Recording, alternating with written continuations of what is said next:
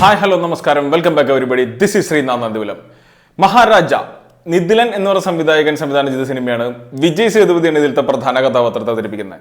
ഈ പടം കണ്ടു കഴിഞ്ഞിറങ്ങിയപ്പോൾ എനിക്ക് ആദ്യം തോന്നിയ കാര്യം, ഇതിലെ കഥയ്ക്ക് വലിയ പുതുമയൊന്നുമില്ലല്ലോ, അല്ലെങ്കിൽ ഈ കഥ ഞാൻ വേറെയും സിനിമകളിൽ കണ്ടിട്ടുണ്ടല്ലോ എന്നുള്ളതാണ്. പക്ഷെ പടം കണ്ടുകൊണ്ടിരിക്കുമ്പോൾ ഒരിക്കലും നമ്മൾക്ക് അങ്ങനെ തോന്നില്ല. അതിൻ്റെ പ്രധാനപ്പെട്ട കാരണം ഈ സിനിമയുടെ തിരക്കഥയാണ്.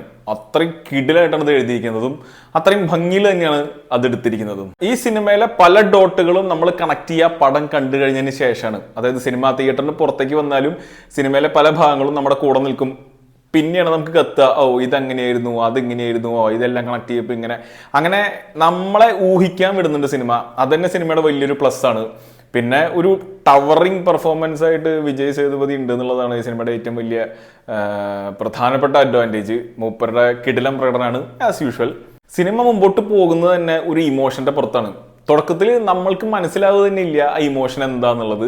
പക്ഷേ വിജയ് സേതുപതിയുടെ പ്രകടനം കൊണ്ട് നമ്മൾ കൺവിൻസ്ഡ് ആണ് എന്തുകൊണ്ട്, അല്ലാതെ മൂപ്പരിങ്ങനൊന്നും ചെയ്യില്ല എന്നൊരു സംഗതി നമ്മുടെ മനസ്സിൽ എപ്പോഴും ഉണ്ട്. പതുക്കെ അതിലത്തെ ഓരോ കാര്യങ്ങളായിട്ട് ഇങ്ങനെ റിവീലാവും, പുറത്തു വരും.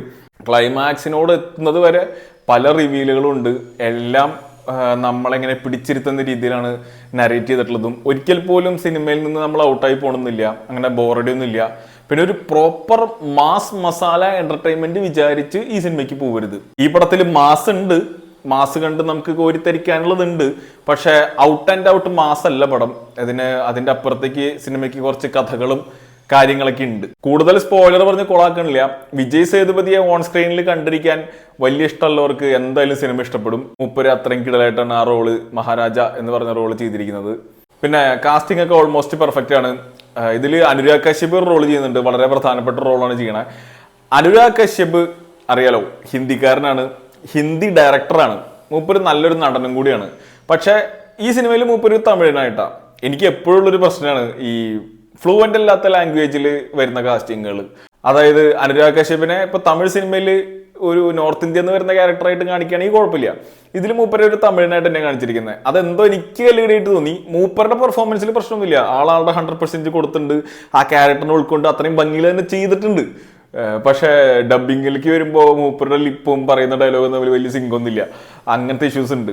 അത് കാരണം എന്തോ ഈ ഭാഷ അറിയാത്തവരെ ലോക്കൽ ക്യാരക്ടേഴ്സ് ആയിട്ട് അവതരിപ്പിക്കുന്നതിനോടൊരു കല്ലുകടി എനിക്ക് പേഴ്സണലി ഉണ്ട്. അത് ഈ സിനിമയിൽ അനുരാഗ് കശ്യപ് വന്നതിലും എനിക്ക് അതിൻ്റെ കല്ലുകടി ഉണ്ടെന്നുള്ളൂ. അതർവൈസ് സിനിമയ്ക്ക് കുഴപ്പമൊന്നുമില്ല. സിനിമ വാച്ചബിൾ ആണ്, എൻജോയബിൾ ആണ്. ഒരു നല്ല മനസ്സുഖത്തോടെ ഇറങ്ങിപ്പോരാൻ പറ്റുമോ എന്ന് ചോദിച്ചു കഴിഞ്ഞാൽ ചിലപ്പോൾ പറ്റിയെന്ന് വരില്ല.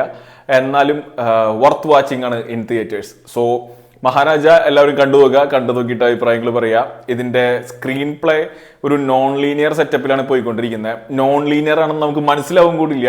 അത് മനസ്സിലാവാൻ തന്നെ കുറെ സമയം എടുക്കും. അത്രയും ഭംഗിയിൽ നെയ്തെടുത്തൊരു സ്ക്രീൻ പ്ലേ ആണ്. സോ കണ്ടിട്ട് അഭിപ്രായം പറയാം. അടുത്ത സിനിമയുടെ വിശേഷമായിട്ട് വീണ്ടും വരാം. കാണാം.